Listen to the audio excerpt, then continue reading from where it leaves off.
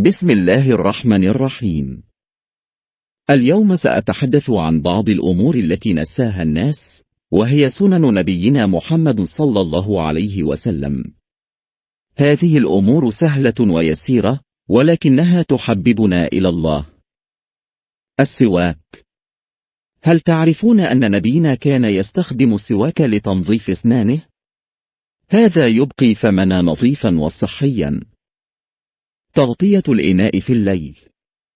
لا تتركوا الأكل والشراب مكشوفا في الليل، غطوهما ليكونا نظيفين.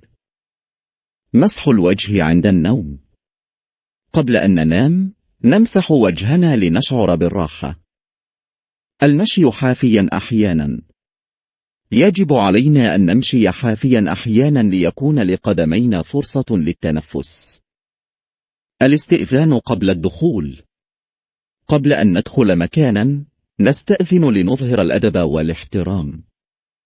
صلاة السنة.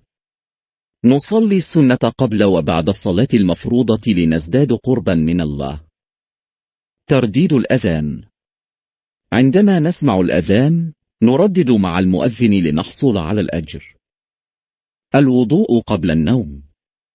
قبل أن نذهب إلى النوم نتوضأ لنكون نظيفين ونائمين بطمأنينة. إفشاء السلام.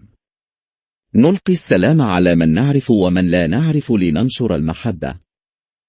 السلام عند دخول البيت. نقول السلام عند دخول البيت حتى لو لم يكن هناك أحد. قراءة سورة الكهف يوم الجمعة. نقرأ سورة الكهف كل جمعة لنحصل على النور. صلاة الفجر. نصلي صلاة الفجر في وقتها لتكون بداية يومنا بركة. قراءة آخر آيتين من سورة البقرة. نقرأ آخر آيتين من سورة البقرة قبل النوم لنكون في حفظ الله. صلاة الضحى. نصلي صلاة الضحى في الصباح لنحصل على الأجر. الصلاة بخشوع. نصلي بخشوع وتدبر لنشعر بقرب الله. الأدعية والأذكار. نحفظ ونقول الأدعية والأذكار كل يوم لنكون في ذكر الله. الابتسامة في وجه أخيك. نبتسم في وجه أخينا لننشر الفرح والمحبة. إزالة الأذى من الطريق. نزيل الأشياء الضارة من الطريق لنساعد الآخرين. ذكر الله بعد الصلاة. بعد كل صلاة نذكر الله لنحصل على الأجر. المحافظة على السنن الرواتب 12 ركعة. نصلي سنن الرواتب لنكون قريبين من الله. صلاة الوتر.